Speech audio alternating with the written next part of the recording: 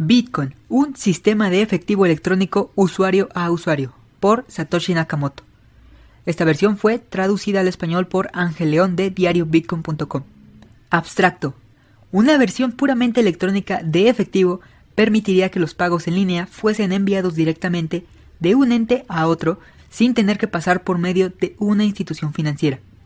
Firmas digitales proveen parte de la solución, pero los beneficios principales se pierden si existe un tercero confiable para prevenir el doble gasto. Proponemos una solución al problema del doble gasto utilizando una red usuario a usuario. La red coloca estampas de tiempo a las transacciones al crear un hash de las mismas en una cadena continua de pruebas de trabajo, basadas en hashes, formando un registro que no puede ser cambiado sin volver a recrear la prueba de trabajo. La cadena más larga no solo sirve como la prueba de la secuencia de eventos testificados, sino como prueba de que vino del gremio de poder de procesamiento de CPU más grande. Siempre que la mayoría de poder de procesamiento de CPU esté bajo el control de los nodos que no cooperan para atacar la red, estos generarán la cadena más larga y le llevarán la ventaja a los atacantes. La red en sí misma requiere una estructura mínima. Los mensajes son enviados bajo la base de mejor esfuerzo, y los nodos pueden irse y volver a unirse a la red como les parezca, aceptando la cadena de prueba de trabajo de lo que sucedió durante su ausencia. Primera parte, introducción. El comercio en el Internet ha venido a depender exclusivamente de instituciones financieras, las cuales sirven como terceros confiables para el procesamiento de pagos electrónicos. Mientras que el sistema funciona lo suficientemente bien para la mayoría de las transacciones, aún sufre de las debilidades inherentes del modelo basado en confianza. Transacciones completamente no revertibles no son realmente posibles, dado que las instituciones financieras no pueden evitar mediar disputas. El costo de la mediación incrementa costos de transacción, limitando el tamaño mínimo práctico por transacción y eliminando la posibilidad de pequeñas transacciones casuales. Y hay un costo más amplio en la pérdida de la habilidad de hacer pagos no reversibles por servicios no reversibles. Con la posibilidad de revertir, la necesidad de confianza se expande. Los comerciantes deben tener cuidado de sus clientes, molestándolos pidiendo más información de la que se necesitaría de otro modo. Un cierto porcentaje de fraude es aceptable como inevitable. Estos costos e incertidumbres de pagos pueden ser evitadas en persona utilizando dinero físico, pero no existe un mecanismo para hacer pagos por un canal de comunicación sin un tercero confiable. Lo que se necesita es un sistema de pagos electrónicos basado en pruebas criptográficas en vez de confianza, permitiendo a las dos partes interesadas en realizar transacciones directamente, sin la necesidad de un tercero confiable. Las transacciones que son computacionalmente poco factibles de revertir protegerían a los vendedores de fraude, y mecanismos de depósitos de fideicomiso de rutina podrían ser fácilmente implementados para proteger a los compradores. En este trabajo proponemos una solución al problema del doble gasto, utilizando un servidor de marcas de tiempo usuario a usuario distribuido para generar una prueba computacional del orden cronológico de las transacciones. El sistema es seguro mientras que nodos honestos controlen colectivamente más poder de procesamiento, CPU, que cualquier otro grupo de nodos atacantes en cooperación. Parte 2. Transacciones. Definimos una moneda electrónica como una cadena de firmas digitales. Cada dueño transfiere la moneda al próximo al firmar digitalmente un hash de la transacción previa y la clave pública del próximo dueño, y agregando estos al final de la moneda. Un beneficiario puede verificar las firmas para verificar la cadena de propiedad. El problema claro es que el beneficiario no puede verificar si uno de los dueños hizo un doble gasto de la moneda. Una solución común es introducir una autoridad central confiable o casa de moneda que revisa si cada transacción tiene doble gasto. Después de cada transacción, la moneda debe ser regresada a la casa de moneda para generar una nueva moneda, y solo las monedas generadas directamente de la casa de moneda son las que se confían de no tener doble gasto.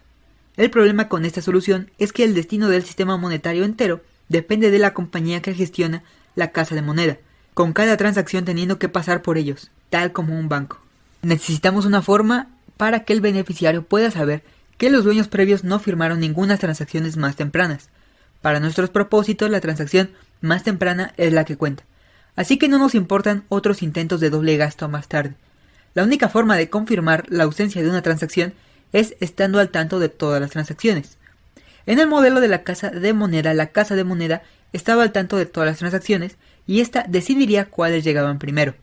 Para lograr esto sin un tercero confiable, las transacciones deben ser anunciadas públicamente. Y necesitamos un sistema de participantes que estén de acuerdo con una historia única del orden en que éstas fueron recibidas. El beneficiario necesita prueba de que a la hora de cada transacción, la mayoría de los nodos estuvieron de acuerdo con que esta fue la primera que se recibió. Parte número 3. Servidor de marcas de tiempo. La solución que proponemos comienza con un servidor de marcas de tiempo. Un servidor de marcas de tiempo funciona al tomar un hash de un bloque de elementos a ser fechados y publicado ampliamente el hash, tal como en un periódico o en una publicación Usenet. La marca de tiempo prueba que la data debe haber existido en el tiempo, obviamente para meterse dentro del hash. Cada marca de tiempo incluye la marca de tiempo previa a su hash, formando una cadena, con cada marca de tiempo adicional reforzando las anteriores a esa.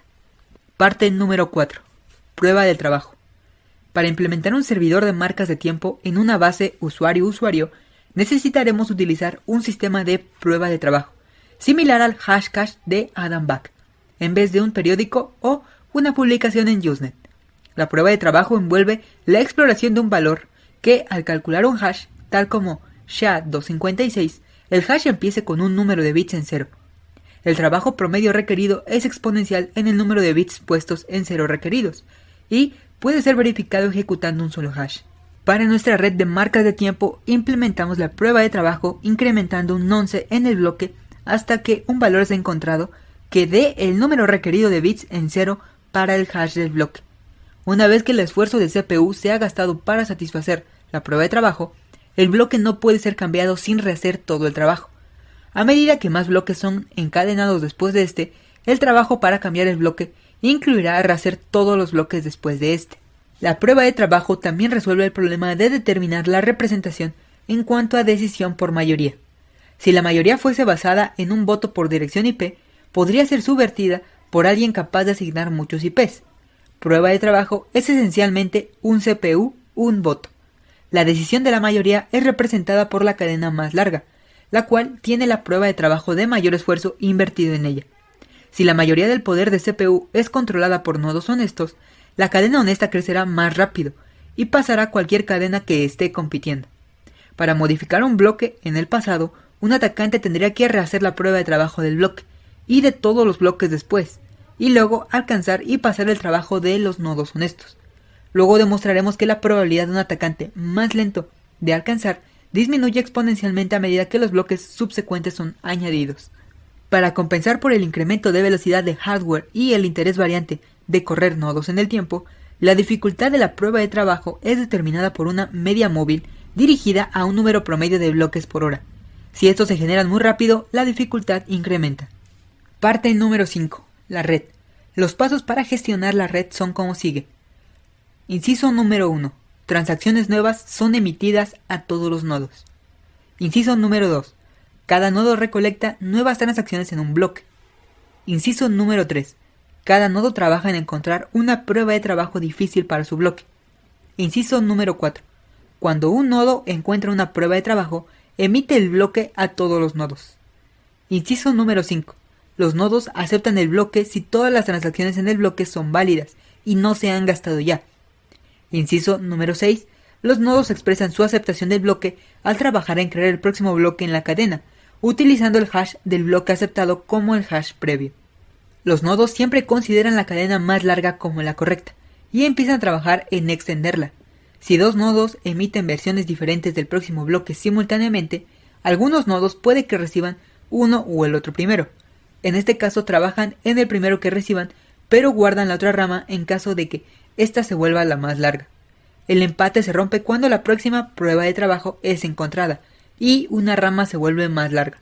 Los nodos que estaban trabajando en la otra rama luego se cambian a la más larga. Las emisiones de nuevas transacciones no necesariamente necesitan llegar a todos los nodos.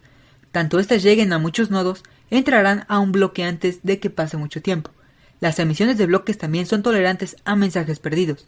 Si un nodo no recibe un bloque, lo va a pedir cuando reciba el próximo bloque y se dé cuenta de que se perdió uno. Parte número 6. Incentivo. Por convención, la primera transacción en el bloque es una transacción especial que comienza una moneda nueva cuyo dueño es el creador del bloque. Esto agrega un incentivo para que los nodos apoyen la red y provee una forma inicial de distribuir monedas en circulación, dado que no hay una autoridad para crearlas. Esta adición estable de una cantidad constante de monedas nuevas es análoga a mineros de oro gastando recursos para agregar oro a la circulación. En nuestro caso, es el tiempo del CPU y la electricidad que se gasta. El incentivo también puede ser fundado con costos de transacción. Si el valor de salida de una transacción es menor que la entrada, la diferencia es una tarifa de transacción que se le añade al valor de incentivo del bloque que contiene la transacción. Una vez que un número predeterminado de monedas han entrado en circulación, el incentivo puede transicionar enteramente a tarifas de transacción y ser completamente libre de inflación. El incentivo puede ayudar a animar a los nodos a mantenerse honestos. Si un atacante egoísta es capaz de reunir más potencia del CPU que todos los nodos honestos, este tendría que elegir entre utilizarla para defraudar a la gente, robando sus pagos de vuelta, o en utilizarla para generar nuevas monedas. Debería encontrar más rentable jugar por las reglas que lo favorezcan a él con más monedas, antes que a todos combinados, que socavar el sistema y la validez de su propia riqueza. Parte número 7. Reclamando espacio en disco. Una vez que la última transacción en una moneda es enterrada bajo suficientes bloques, las transacciones gastadas antes de estas pueden ser descartadas para ahorrar espacio en el disco. Para facilitar esto sin romper el hash de bloque, las transacciones se comprueban en un árbol Merkle, con la única raíz incluida en el hash del bloque. Los bloques viejos pueden ser compactados al sacar ramas del árbol. Los hashes interiores no necesitan ser guardados. La cabecera de un bloque sin transacciones sería de unos 80 bytes. Si suponemos que cada bloque es generado cada 10 minutos, 80 bytes por 6 por 24 por 365 igual a 4.2 megabytes por año. Con computadoras generalmente vendiéndose con 2 GB de RAM en el 2008 y la ley de Moore prediciendo el crecimiento actual de 1.2 GB por año, el almacenamiento no debe ser un problema, aun si las cabeceras de los bloques deben permanecer en la memoria. Parte número 8. Verificación de pagos simplificada. Es posible verificar pagos sin correr un nodo de red completo.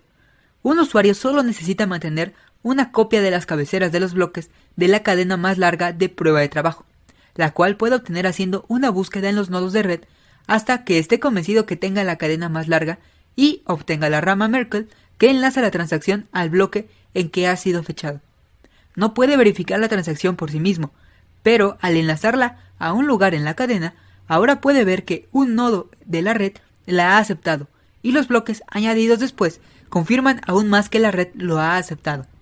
Como tal, la verificación es confiable a medida que nodos honestos controlan la red, pero es más vulnerable si la red es dominada por un atacante.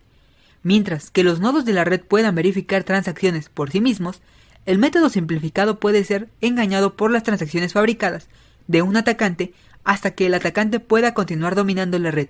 Una estrategia para protegerse de esto es aceptar alertas de los nodos de la red cuando detecten un bloque inválido, pidiéndole al usuario que se baje el bloque completo y las transacciones alertadas para confirmar la inconsistencia. Los negocios que reciban pagos frecuentes van a querer correr sus propios nodos para seguridad más independiente y verificación más rápida. Parte número 9. Combinando y dividiendo valor. Aunque sería posible manipular monedas individualmente, sería difícil de manejar el hacer una transacción por cada centavo en transferencia. Para permitir que el valor se divida y se combine, las transacciones contienen múltiples entradas y salidas. Normalmente habrán o una sola entrada de transacción previa más grande o múltiples entradas combinando cantidades más pequeñas, y al menos 2 salidas, una para el pago y una para devolver el cambio si es que hay algún cambio de vuelta al emisor. Debe ser notado que en donde una transacción depende de varias transacciones y esas transacciones dependen en muchas más, no hay ningún problema. Nunca existe la necesidad de extraer una copia completa de la transacción por sí sola de la historia de transacciones. Parte número 10. Privacidad. El modelo bancario tradicional logra un nivel de privacidad al limitar el acceso a la información de las partes envueltas y del tercero confiado. La necesidad de anunciar todas las transmisiones públicamente se opone a este método, pero la privacidad aún puede ser mantenida al romper el flujo de información en otro lugar, al mantener las claves públicas anónimas. El público puede ver que alguien está enviando una cantidad a otra persona, pero sin información que relacione la transacción a ninguna persona. Esto es similar al nivel de información mostrado por las bolsas de valores, donde el tiempo y el tamaño de las transacciones individuales, la cinta, es pública, pero sin decir quiénes son las partes. Como un contrafuegos adicional, un par nuevo de claves debe ser utilizado para cada transacción, de modo que puedan ser asociadas a un dueño en común. Algún tipo de asociación es inevitable con transacciones de múltiples entradas, las cuales pueden revelar que sus entradas fueron apropiadas por el mismo dueño. El riesgo está en que si el dueño de una clave es revelado, el enlazado podría revelar otras transacciones que pertenecieron al mismo dueño. Parte número 11. Cálculos. Consideramos el escenario en el que un atacante intenta generar una cadena alterna más rápido que la cadena honesta. Aun si esto es logrado, esto no abre el sistema a cambios arbitrarios. Tal como crear valor del aire o tomar dinero que nunca le perteneció al atacante, los nodos no aceptarían una transacción inválida como pago, y los nodos honestos nunca aceptarán un bloque que las contenga. Un atacante puede únicamente intentar cambiar solo una de sus propias transacciones para retomar dinero que ha gastado recientemente. La carrera entre una cadena honesta y la cadena de un atacante puede ser caracterizada como una caminata aleatoria binominal. El evento del éxito es la cadena honesta siendo extendida por un bloque, incrementar esa ventaja por +1, y el evento de fracaso es la cadena del atacante siendo extendida por un bloque reduciendo la distancia por -1. La probabilidad de que un atacante pueda alcanzar desde un déficit dado es análogo al problema de la ruina del apostador. Supóngase que un apostador con crédito ilimitado empieza en un déficit y juega potencialmente un número infinito de intentos para llegar a un punto de equilibrio. Podemos calcular la probabilidad de que llegase al punto de equilibrio o que un atacante llegue a alcanzar la cadena honesta como sigue. Tenemos la siguiente fórmula en tu pantalla donde P es igual a probabilidad de que un nodo honesto encuentre el próximo bloque, Q, probabilidad de que el atacante encuentre el próximo bloque, y Q subíndice Z, probabilidad de que el atacante llegue a alcanzar desde Z bloque atrás. Dada nuestra hipótesis de que P es mayor que Q, la probabilidad cae exponencialmente mientras que el número de bloques, el cual el atacante debe alcanzar, incrementa. Con las probabilidades en contra, si no hace una estocada afortunada desde el principio, sus chances se vuelven extremadamente pequeños a medida de que se queda más atrás. Ahora, consideramos cuánto necesita esperar el recipiente de una nueva transacción antes de tener la certeza suficiente de que el emisor no puede cambiar la transacción. Asumimos que el emisor es un atacante el cual quiere hacerle creer al recipiente que le pagó durante un rato, luego cambiar la transacción para pagarse de vuelta a sí mismo una vez que ha pasado un tiempo. El receptor será alertado cuando esto suceda, pero el emisor espera que sea demasiado tarde. El receptor genera un nuevo par de claves y entrega la clave pública al emisor poco después de hacer la firma. Esto previene que el emisor prepare una cadena de bloques antes de tiempo, al trabajar continuamente hasta que tenga la suerte de adelantarse lo suficiente, y luego ejecutar la transacción en ese momento. Una vez que la transacción es enviada, el emisor deshonesto empieza a trabajar en secreto en una cadena paralela que contiene una versión alterna de su transacción. El recipiente espera que la transacción sea añadida al bloque, y Z bloques han sido enlazados después de la transacción. Él no necesita saber la cantidad exacta de progreso que el atacante ha logrado.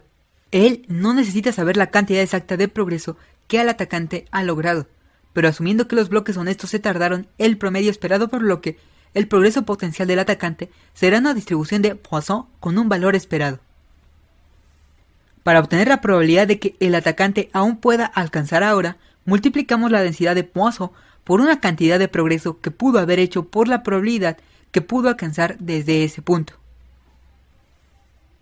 Reorganizamos para evitar la suma de la cola infinita de la distribución y convertimos a código en C. Ejecutamos algunos resultados. Podemos ver que la probabilidad cae exponencialmente con Z. Resolvemos para una probabilidad menor que 0.1%. Parte número 12. Conclusión. Hemos propuesto un sistema para transacciones electrónicas sin depender en confianza. Comenzamos con el marco habitual de monedas hechas de firmas digitales, el cual provee un control fuerte de propiedad, pero es incompleto si no existe una forma de prevenir el doble gasto. Para solucionar esto, hemos propuesto una red usuario-usuario que utiliza prueba de trabajo para registrar una historia pública de transacciones, la cual rápidamente se convierte en práctica computacionalmente para que un atacante pueda cambiar si nodos honestos controlan la mayoría del poder de CPU. La red es robusta en su simplicidad no estructurada. Los nodos pueden trabajar todos al mismo tiempo con poca coordinación. No necesitan ser identificados, dado que los mensajes no son enrutados a ningún lugar en particular, y solo necesitan ser entregados bajo la base de un mejor esfuerzo. Los nodos pueden irse y volver a la red a su voluntad, aceptando la cadena de prueba de trabajo como prueba de lo que sucedió mientras estuvieron ausentes. Votan con su poder de CPU, expresando su aceptación por los bloques válidos al trabajar extendiéndose, y rechazando bloques inválidos al refutar trabajar en ellos. Cualquier reglas necesarias e incentivos se pueden hacer cumplir con este mecanismo de consenso.